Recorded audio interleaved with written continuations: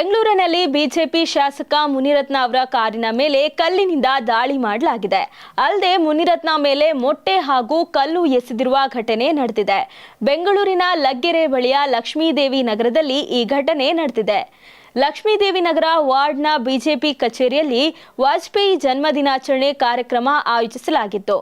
ಇದರಲ್ಲಿ ಪಾಲ್ಗೊಳ್ಳಲು ಬಂದಿದ್ದ ಮುನಿರತ್ನ ಅವರ ತಲೆಗೆ ಮೊಟ್ಟೆ ಹೊಡೆಯಲಾಗಿದೆ. ಘಟನೆ ಬಳಿಕ ಬಿಜೆಪಿ ಮತ್ತು ಕಾಂಗ್ರೆಸ್ ಕಾರ್ಯಕರ್ತರ ನಡುವೆ ಮಾರಾಮಾರಿ ನಡೆದಿದೆ.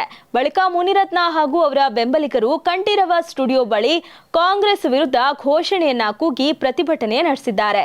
ಬಾಯಲ್ಲಿಟ್ಟರೆ ಬೆಣ್ಣೆಯಂತೆ ಕರಗುವ ಜೀನಿ ರಾಗಿ ಬಿಸ್ಕತ್ ಹಾಗೂ ಮಕ್ಕಳಿಗೆ ವಿಶೇಷವಾಗಿ ತುಪ್ಪ ಮತ್ತು ಬೆಣ್ಣೆಯೊಂದಿಗೆ ತಯಾರಿಸಿದ ರಾಗಿ ಸರಿ ಹಿಟ್ಟಿನ ಬಿಸ್ಕತ್. ಪ್ರತಿಭಟನಾಕಾರರನ್ನ ಪೊಲೀಸರು ವಶಕ್ಕೆ ಪಡೆದಿದ್ದಾರೆ.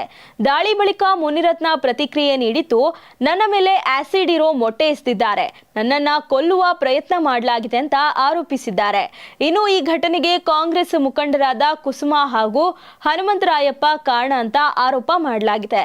ನನ್ನನ್ನ ಕೊಲೆ ಮಾಡೋಕೆ ಉಪಮುಖ್ಯಮಂತ್ರಿ ಡಿಕೆ ಶಿವಕುಮಾರ್ ಹಾಗೂ ಸುರೇಶ್ ಯತ್ನ ಮಾಡ್ತಿದ್ದಾರೆ ಅಂತ ಗಂಭೀರ ಆರೋಪ ಮಾಡಿದ್ದಾರೆ. ಇನ್ನು ಮುನಿರತ್ನ ಮೇಲಿನ ದಾಳಿಯನ್ನ ಪರಿಷತ್ ಸದಸ್ಯ ಸಿಟಿ ರವಿ ಕೂಡ ಖಂಡಿಸಿದ್ದಾರೆ. ಗೂಂಡಾಗಳ ಮೂಲಕ ಹಲ್ಲೆ ನಡೆಸಿದ್ದಾರೆ, ಕರ್ನಾಟಕ ಗೂಂಡಾ ರಾಜ್ಯ ಆಗಲು ಬಿಡಲ್ಲ ಅಂತ ಸರ್ಕಾರಕ್ಕೆ ಎಚ್ಚರಿಸಿದ್ದಾರೆ.